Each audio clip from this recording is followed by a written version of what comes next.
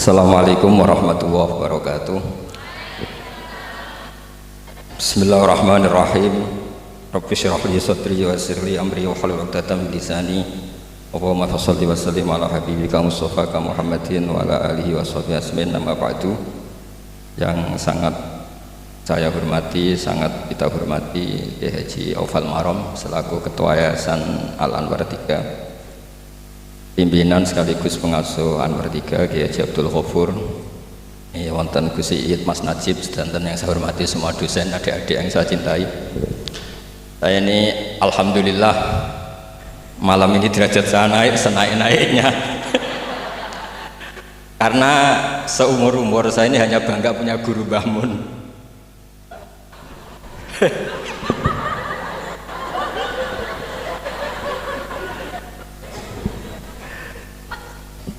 Tapi malam ini punya guru baru.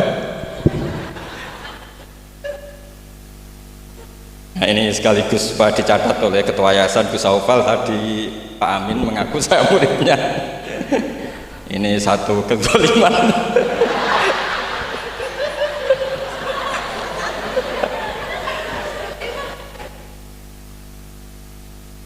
Jadi tapi saya senang ya, karena apa ya, ciri jadi wali itu harus mazlum dizalimi.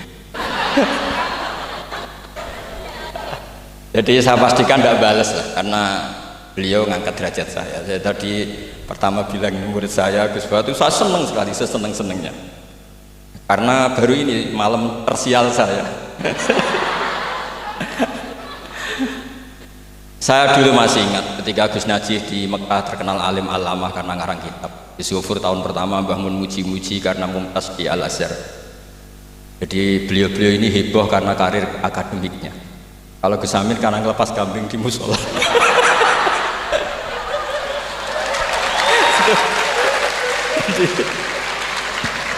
Jadi jameknya sama-sama bikin heboh. Jadi ya itu saja lah, niru itu udah bisa penuh ya, sudah niru hebohnya saja. Tadi karena Gus Aufal baru masuk, tadi Gus Aminoto bilang gini, Gus Aufal, dulu Mbah Mun sayang saya sampai dicatrikan istri, apa Gus Ghafur bisa nyarikan saya istri? Itu bener-bener kefasikan baru dalam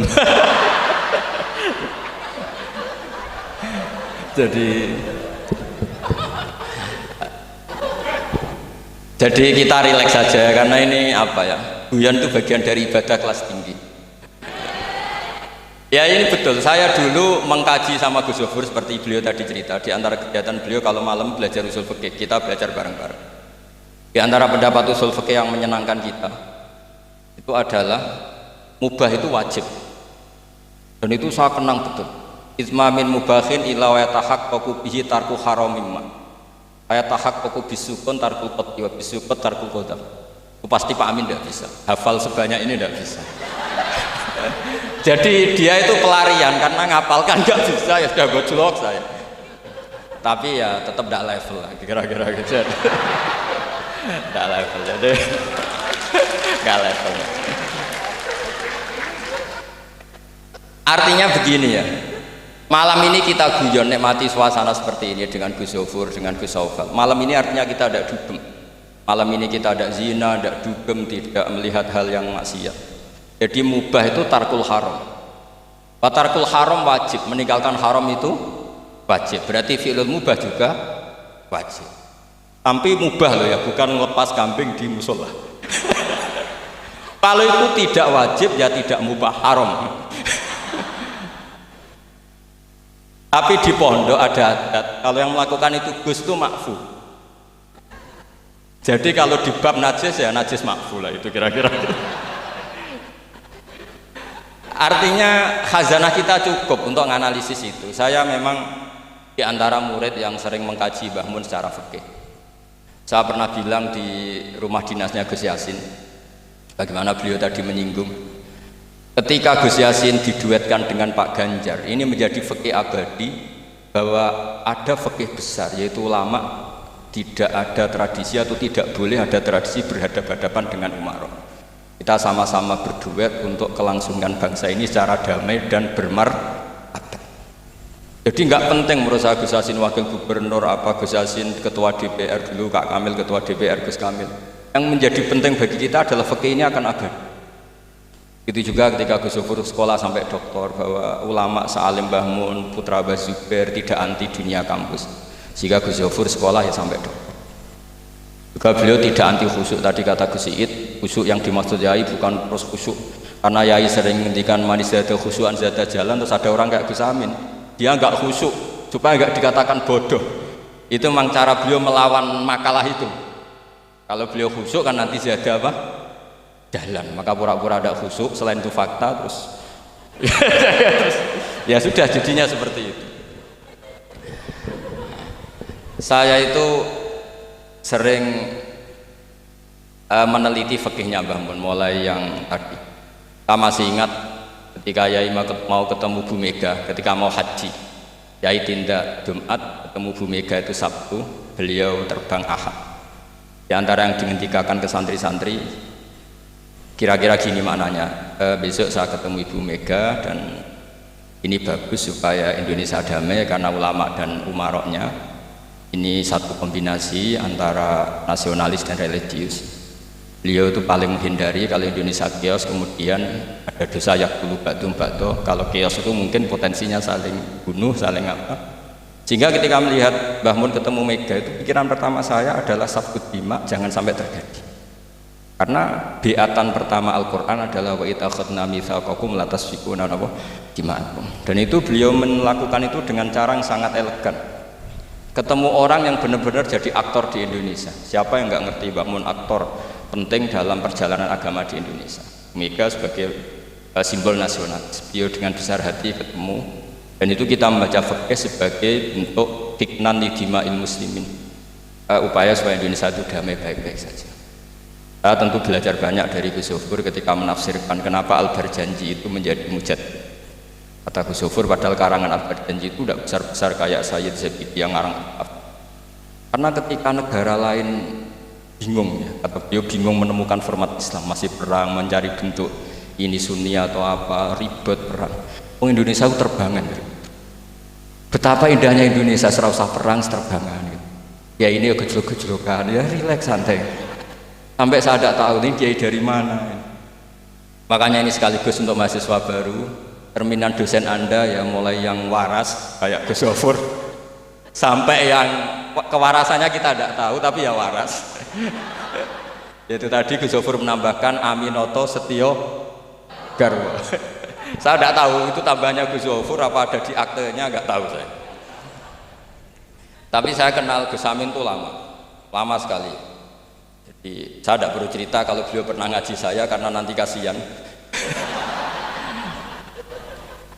Saya tidak perlu cerita itu karena saksinya lebih banyak beliau ngaji saya ketimbang saya ngaji beliau. Tapi itu cara beliau punya harga diri, ya monggo itu kalau saya terima dengan lapang dada. Jadi beliau orang kedua setelah Mbah Nawawi yang ngaku saya sebagai muridnya. Tapi saya mau cerita yang agak serius, ini 5 menit tentang fikihnya Mbah Mun. Tadi Gus Said bilang termasuk yang tahu banyak tentang karangan Mbah Mun termasuk tentu saya, selain santri-santri yang saya pernah ditanya Mbah Mun ketika film Masjidin Nabawi, ditanya, "Nah, apa kowe Mbah Gofur kok ngotot aku seneng nulis?" Ya? Saya bilang, nanti biar cucu-cucu jenengan masih melihat naskah-naskah jenengan. Iya kata beliau. Saya masih ingat dawuh Imam Syafi'i, "Al-Laits afqahu min Malik illa annahu daya'ahu ashab." Sebetulnya Imam Laits itu lebih ahli fikih ketimbang Imam Malik. Padahal Imam Syafi'i itu muridnya Imam Malik, tapi fil fikih muji Imam Laits. "Al-Laits afqahu min Malik illa annahu daya'ahu ashab." Tapi sayangnya Imam Laits ini murid-muridnya nggak ada yang benar. Karena tulisan-tulisan Imam Laits ini tidak ditadwin, tidak dimudawwan. Maka kita tidak ingin Mbah Mun yang kita idolakan, kita gurukan, kemudian bukunya tidak mudawwan. Sehingga saya, utamanya tentu putra-putra beliau, mulai dari Gus Subab, Gus Najih semuanya, termasuk Gus Zufur, itu sangat menginginkan beliau itu memang mentadwin itu.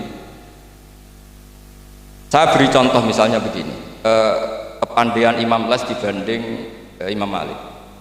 Imam Malik ketika ditanya apa saja, sok ahli Madinah, Kail juga kailu ahli Madinah, semuanya bilang ahli Madinah. Alasannya beliau Madinah adalah muhajirul Rasulillah, tempat hijrahnya Rasulullah Shallallahu Alaihi Wasallam. Dan itu nggak ada yang memungkiri. Tapi ketika Imam Les mulai mengirimi surat ke Imam Malik, itu ditulis Sayyid Muhammad di Syariatul Wal Khalidah. Itu beliau, oke, Anda orang alim, saya ngakui Anda alim gini-gini. Tapi Anda ada yang lupa bahwa ashabu Rasulillah tafarraqu bil buldan. Ashabnya Nabi ini kemana-mana. Di Irak, di situ ada Sayyidina Ali, hidup di Najaf, diikuti oleh Abdul bin Mas'ud. Di Mesir ada Abdul bin Amr bin As, ada Amr bin As malah. Di Mekah ada ini. Dan semua mereka ini menciptakan satu kultur, dan kultur itu tidak sejengkal pun beda dengan yang ditanamkan Rasulullah Shallallahu Alaihi Wasallam. Maka tidak bisa dikatakan kalau kultur itu harus kulturnya orang Madinah.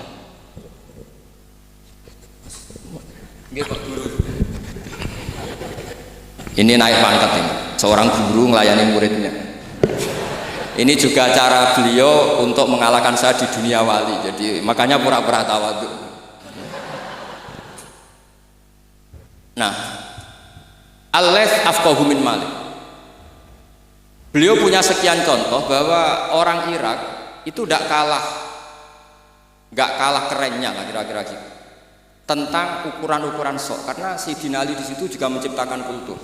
Begitu juga Amr bin As dan beberapa sahabat yang tafarraqu fil buldan. Bahkan sesuai dunia yang saya tekuni termasuk ilmu qiraah, as-sakhul qiraati sanadan itu adalah Asim. Padahal Asim ini qari'un kufiyun. Kenapa? Karena setelah Imam Asim ada Abi Abdillah Abdurrahman As-Sulami, setelah itu Sayyidina Ali. Karena Sayyidina Ali sakanal Irak atau sakanan Najaf kalau istilah modern. Sehingga Imam Syafi'i ngetikan Al-Laits afqahu min Malik illa annahu daya'ahu ashab. Barokahnya bangun menulis misalnya al-ulama al-mujaddidun yang sering dibaca Gus Zofur, juga saya di beberapa pertemuan alumni. Itu bangun kelihatan sekali dari awal tuh akan bina siapa saja. Beliau cerita misalnya salasun min aslil iman. Beliau di antara hadis yang beliau pilih dari sekian makalah beliau dan itu dijadikan muqaddimah, wal jihad ma'akuli amirin baron kana ufajir.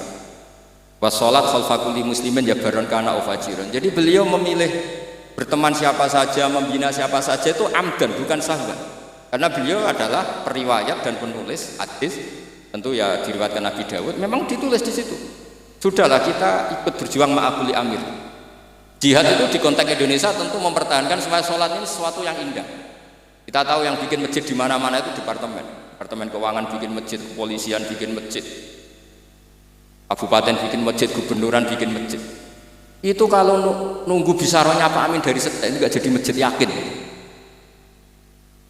Untuk rokoknya saja mungkin pas-pasan. Tapi barokahnya kita berjuang ma'al kulli amir. Para umarok dibina, beberapa kiai mulai zaman Mbah Hasyim sampai dulu Mbah Hasyim yang bina Pak Karno. Sampai era Mbah Mun, akhir-akhir Pak Harto juga beliau pernah ditimbali di istana, sampai Pak SBY, sampai Pak Jokowi. Sehingga aura keislaman itu ada di mana-mana. Departemen berkebutuhan ngaji. Bahkan Gus Zofur pernah cerita, saya pernah beliau diundang di kantor pusat PDI untuk ngaji. Gak kebayang ya. Pertama Gus Yassin daftar di KPU yang ditanyakan, Bang, gue tenang mau ngimami sholat sampai Pak Ganjar. Nggih, Mbah Mun seneng sekali. Jangan kira senengnya Mbah Mun karena jabatan, seneng dia.